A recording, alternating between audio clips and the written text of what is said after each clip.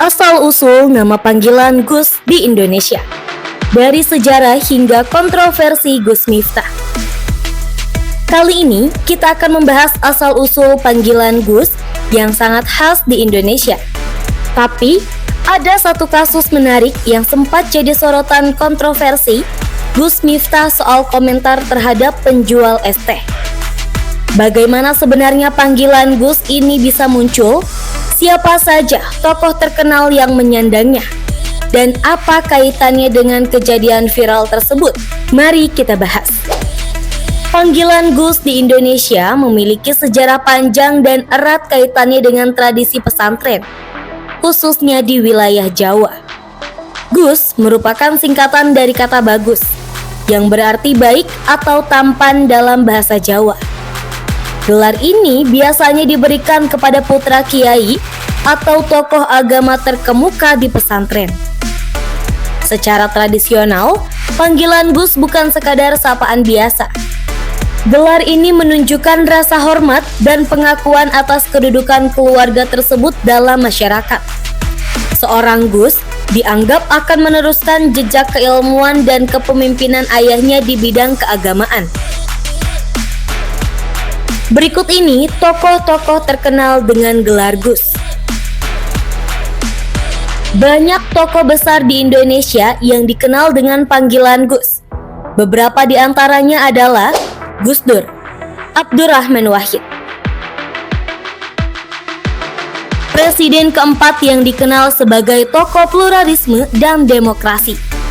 Gus Dur adalah putra dari Kiai Haji Wahid Hasyim, seorang kiai besar sekaligus pendiri Nahdlatul Ulama.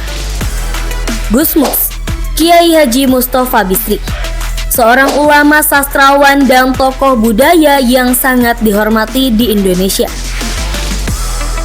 Gus Miftah, Miftah Maulana Habibur Rahman, seorang pendakwah yang dikenal dengan pendekatan dakwahnya yang unik, termasuk menyasar komunitas non-konvensional. Baru-baru ini, nama Gus Miftah kembali jadi sorotan karena komentarnya tentang penjual es teh yang dianggap tidak pantas. Dalam sebuah pernyataannya, Gus Miftah sempat melontarkan komentar yang menyinggung harga es teh di warung kaki lima. Hal ini menuai reaksi negatif dari publik karena dianggap tidak mencerminkan sikap seorang tokoh agama yang biasanya menjadi panutan. Namun, setelah kritik deras datang dari berbagai pihak, Gus Miftah segera meminta maaf dan menjelaskan bahwa ucapannya bukan bermaksud menghina. Kejadian ini menjadi pelajaran penting bahwa sebagai tokoh masyarakat, setiap kata memiliki dampak yang begitu besar. Kontroversi ini memberikan kita ruang untuk merenungkan kembali makna gelar Gus di tengah masyarakat modern. Dahulu, panggilan ini bukan sekadar identitas, tetapi juga tanggung jawab moral yang besar. Sosok yang menyandang gelar Gus diharapkan mampu menjaga marwah dan nama baik tradisi pesantren, serta memberikan teladan bagi masyarakat. Itulah asal-usul dan makna panggilan Gus di Indonesia, lengkap dengan cerita beberapa tokoh terkenal, serta refleksi dari kasus Gus Miftah. Semoga kita semua bisa memetik hikmah dari setiap kejadian dan terus menghargai budaya serta tradisi yang ada di sekitar kita.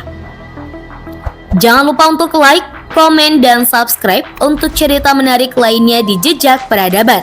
Sampai jumpa di episode berikutnya.